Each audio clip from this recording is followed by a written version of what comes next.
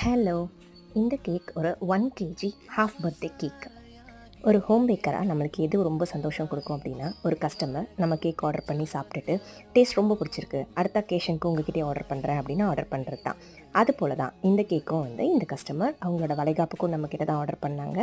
அதுக்கப்புறம் அவங்களோட பாப்பாவோட நேமிங் செரமனிக்கும் நம்மக்கிட்ட தான் ஆர்டர் பண்ணாங்க. இப்போ அவங்க பாப்பாவோட ஹாஃப் பர்த்டே கேக்கும் நம்மக்கிட்ட தான் ஆர்டர் பண்ணியிருக்காங்க.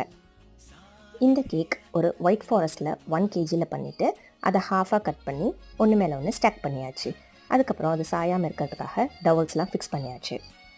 ஆம்பர் எஃபெக்ட் கொடுக்கறதுக்காக டார்க் பீச், அதுக்கப்புறம் அதில் லைட் ஷேட், அதுக்கப்புறம் ஒயிட் அப்ளை பண்ணிவிட்டு ஸ்மூத்தாக ஃபினிஷிங் பண்ணியாச்சு.